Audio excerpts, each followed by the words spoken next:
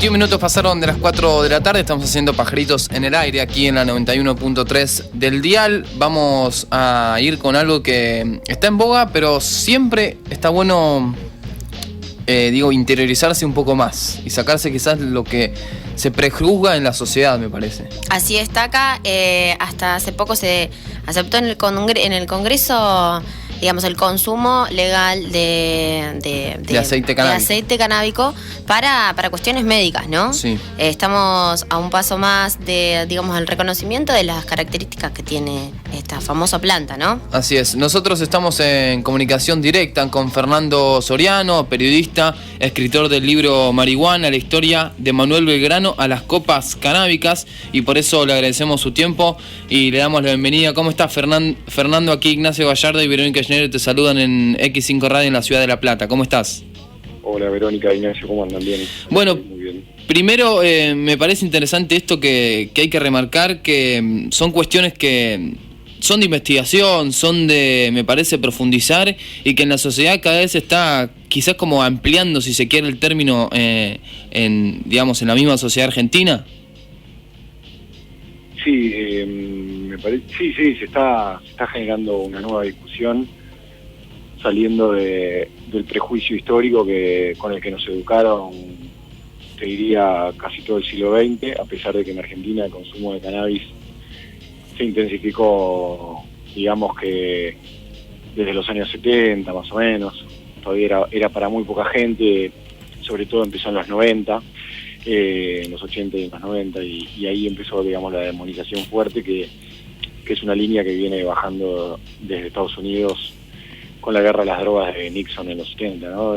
Por suerte, estas discusiones que se están dando obviamente contribuyen a plantear la discusión desde otro lado, con más información, y también un poco eso es lo que busca mi libro. Claro. Y que Planeta, una editorial tan grande como Planeta, decide sacar un libro así, también es un síntoma de que de alguna manera hay otra mirada sobre el tema. ¿Qué intentaste reflejar en Marihuana? Bueno, lo que te vengo diciendo, un poco la idea del libro es a través de historias que arrancan desde el origen de la planta, y después del origen de la planta socialmente en Argentina, en la época de la colonia, hasta esta época. Lo que intento es contar un poco la historia de la marihuana, de la planta de cannabis, y demostrar de alguna manera, o tratar de que el lector saque la conclusión de que, bueno, toda esta información que nos venían dando sobre la planta asesina de la juventud, la planta que destroza neuronas, y todo eso, bueno, tiene una mirada relativa, digamos, ¿no? Esa era una mirada sesgada, la mirada tiene que ser más amplia, y entender, otra vez, insisto con el término, que es una planta y que, digamos, los usos que se le dan son ancestrales. Claro. Fernando, ¿qué tal? ¿Cómo va? ¿Qué tal? Tu libro veo que recorre distintos como micromundos también, aparte de que hace un contexto histórico general.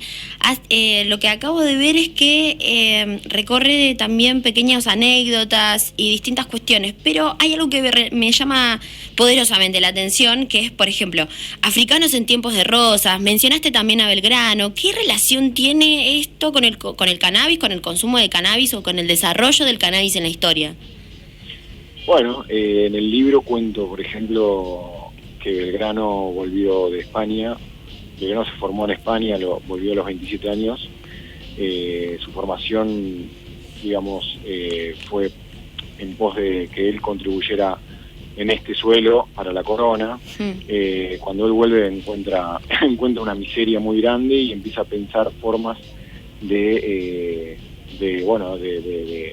darle riqueza a lo que todavía era una colonia. Entonces él plantea sembrar cannabis para poder producir fibras con las que se hacían sogas y velas para los barcos.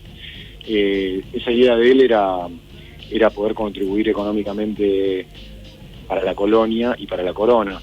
Cuando se encuentra con que la corona le dice que no les interesa, de alguna manera yo juego un poco en el capítulo con que eso también motivó un poco la idea de revolución en Belgrano. Es más largo y cuento más historias alrededor de la idea de sembrar cáñamo industrial en aquella época. que ya era una idea que tenían los españoles que invadieron el continente antes de Belgrano incluso. Bueno. Y después lo de los africanos, digamos que el origen del cannabis industrial es con Belgrano, y el origen del cannabis de consumo social y espiritual, te diría, o sacramental, tiene que ver con los africanos que vinieron como esclavos al continente, y ellos trajeron la costumbre de África. En angoleño marihuana es pango, entonces acá le decían pango, y un poco lo que digo ahí es que en que las fiestas de candombe y las fiestas que se hacían los domingos en los terreiros de las naciones africanas en Buenos Aires se fumaba marihuana, eso está certificado. Claro. Y Rosas era un dirigente que había incluido mucho a los afroamericanos y participaba de esos bailes. Así que con lo que juego un poco en el libro es la pregunta de si Rosas habrá probado porro o no en aquella época, ¿no? Claro. Fernando, hace poco estaba leyendo que obtuviste una mención en el 5º premio sobre drogas, ¿no? Por la crónica Cultivar atenta contra el negocio narco, ¿no es así? Sí, premio de periodismo sobre drogas, sí. Bien, a mí lo que me interesa es cuál es el análisis que haces, aparte de que atenta contra el negocio narco, el cultivar, hay algo nuevo que salió, que esto es del aceite canábico, que puede ser que atente también, ¿no crees?, a los laboratorios medicinales, o sea, es decir, a esta cuestión de, bueno, el cannabis puede curar un montón de cosas que los laboratorios intentan vender, que son pastillas. ¿Atenta también contra ese negocio, crees? De alguna manera sí, hay que ser claros y responsables y decir que el cannabis no cura ninguna enfermedad, en principio por lo menos no está comprobado. Lo que sí hace es mejorar la salud de mucha gente, paliar, o sea, combatir enfermedades, dolores, disminuir el dolor con muchas patologías, y por supuesto, digamos, el aceite del cannabis es un extracto que se hace de la planta, así como se hace el aceite de oliva de la aceituna, no tiene más que eso. Claro. Entonces, su toxicidad es muy baja. Esto lo podrían hablar mejor con algún médico, Morante, por ejemplo, que vive en La Plata, pero yo se los explico más o menos por arriba, porque no me gusta, digamos, hablar como médico, cuando por supuesto no lo soy, pero sí puedo decir que el nivel de toxicidad de la planta o del aceite es muy bajo comparado con otros medicamentos. Claro. Entonces, por ejemplo, los enfermos de VIH que consumen morfina mucho o metadona, eso termina generándoles un efecto adverso, y a veces terminan necesitando trasplantar el hígado, por ejemplo, ¿no? Claro. El nivel de toxicidad del cannabis es muy bajo, y además el poco daño que hace, según dicen los médicos, se recupera cuando se corta por un tiempo, digamos, breve el consumo, es decir, uno puede cortar el consumo y recuperar el organismo y volver a consumir cannabis. Claro, a lo que iba es que en realidad, como mencionaste al negocio narco, o en esta gran crónica, los laboratorios sabemos que, como tanto muchos médicos, y te lo digo quizás, no quiero ser autorreferencial, pero en el caso de nuestros abuelos, que empezaron también a tratar de calmar ciertos dolores de los huesos con el aceite canábico, hubo muchos médicos que en algún momento estuvieron un poco en contra y les trataban de, digamos, vender o tratar de que consuman pastillas para bajar el dolor de muchos laboratorios donde ellos son representantes. Entonces, como que también hacía un paralelismo entre esta competencia que hace el hecho de cultivar marihuana y que, digamos, hace que el negocio narco esté en peligro, y también como trataba de hacer ese paralelismo con los laboratorios. Quizás no es así, es un análisis muy, muy superficial, pero... No, pero es verdad, o sea, por eso, una cosa es el negocio narco tiene que ver con la venta de sustancias ilegales, y la gran pelea del negocio narco es el dominio del territorio, por eso muere tanta gente.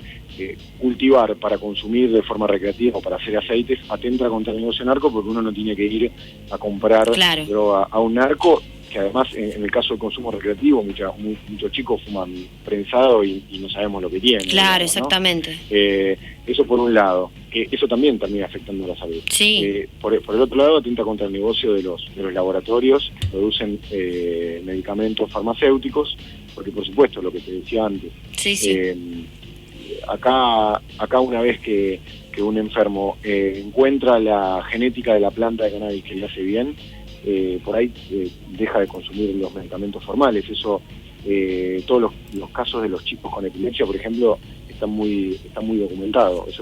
Esos niños van dejando paulatinamente las medicaciones formales, químicas, y empiezan a consumir básicamente aceite. En otros casos sirve como complemento, ¿no? El cannabis complementa y ayuda a no tener que tomar tantas pastillas. Claro. Eso también lo pueden contar mejor las madres, pero las pastillas que toman los chicos con epilepsia los vuelven autistas. Y el cannabis les genera todo lo contrario.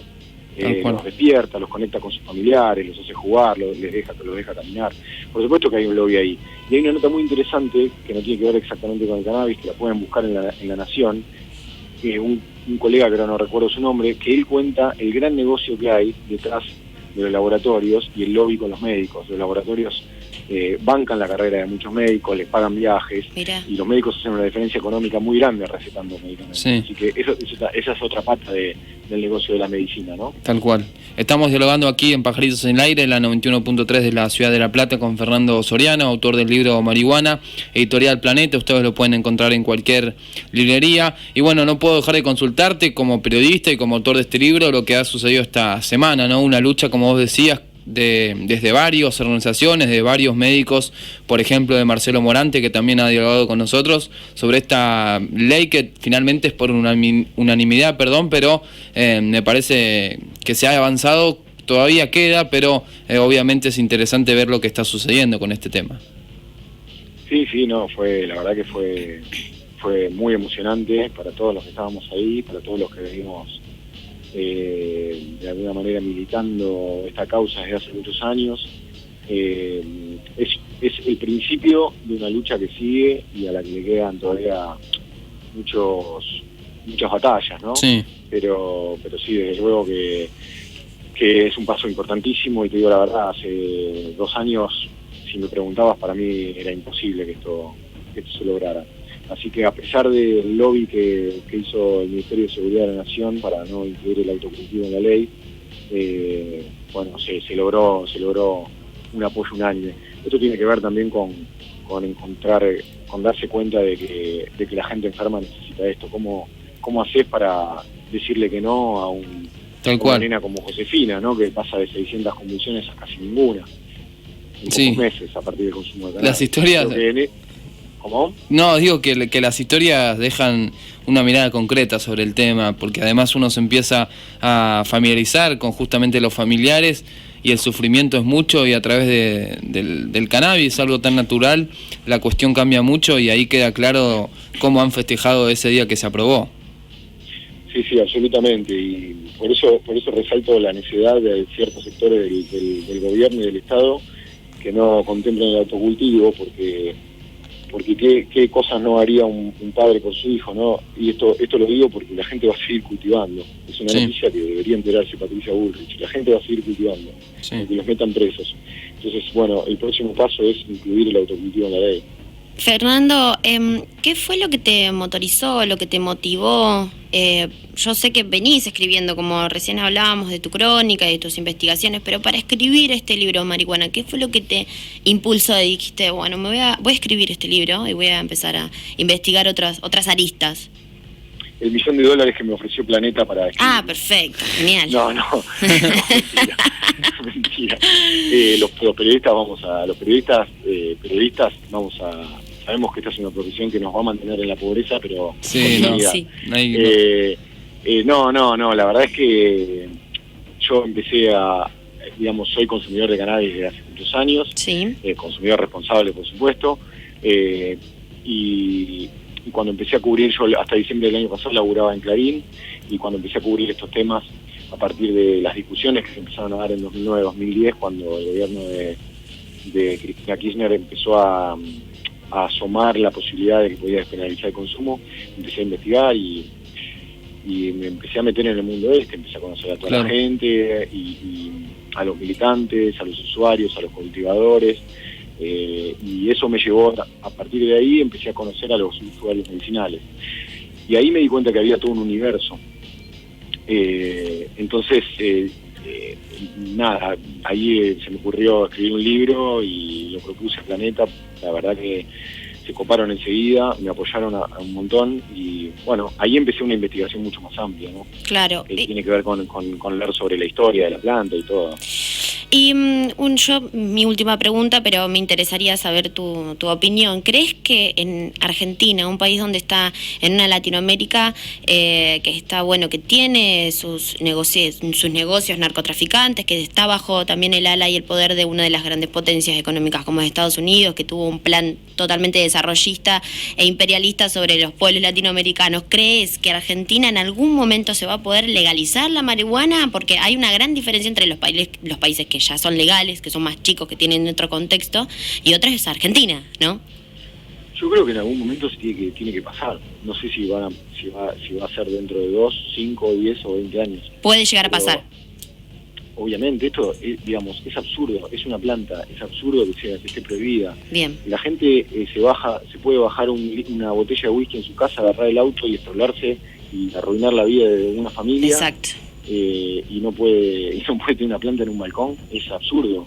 En Argentina se mueren 40.000 personas por año por el consumo de tabaco y está prohibido el consumo de cannabis y los pibes caen presos como si fueran delincuentes. La mitad de la población carcelaria está presa por la ley de drogas y la gran parte de esa mitad de población son perejiles, el eslabón más bajo de la cadena del narcotráfico. Tal cual. Y está prohibida la planta. No, esto es absurdo. En algún momento nosotros, las generaciones jóvenes que tenemos otra cabeza, van a ser las generaciones que gobiernen este país y nos va a parecer absurdo como ahora nos parece absurdo que en un momento las mujeres no tuvieran el derecho a votar, ¿no? Claro. O como no parece absurdo que una pareja homosexual no pueda casarse. Perfecto. Con la locura que implica casarse, pero eso es otro tema. Pueden hacerlo si quieren.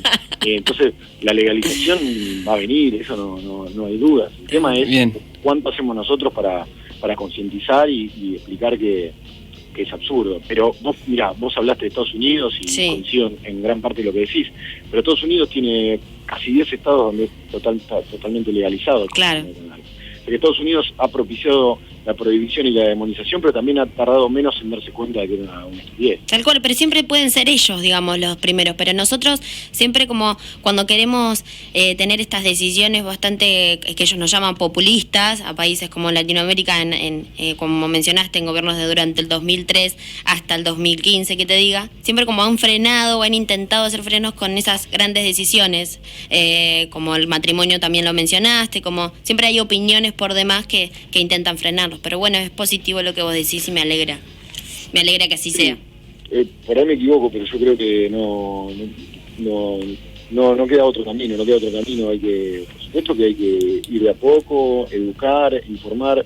El objetivo de mi libro es eso, que haya un documento disponible para tener otra mirada, ¿no? Así es. Fernando, agradecemos mucho tu tiempo, espero que el $1.000.000 sirva para un segundo libro. Desde aquí estaremos. Si tuviera $1.000.000 compraría a Neymar o algo. Bueno, sí, para jugar un picado, un fútbol 5, de los martes. Sí.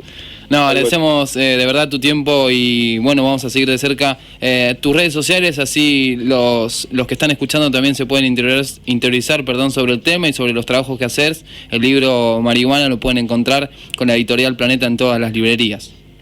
Sí, me dijo un amigo de La Plata justamente que todavía hoy fue a una librería de allá y todavía no llegó. Ah, bien. Así que seguramente en La Plata la semana que viene ya se puede encontrar. Bueno, perfecto. Fernando, estaremos bien atentos con el tema y muchas gracias por tu tiempo y tu claridad al aire. Gracias, chicos. Les mando un abrazo. Un abrazo. Pasaba, allí Fernando Soriano, periodista, autor de Marihuana, actualmente trabaja en Infobae, periodista de Avellaneda, del conurbano de aquí de Buenos Aires. Nosotros vamos a continuar.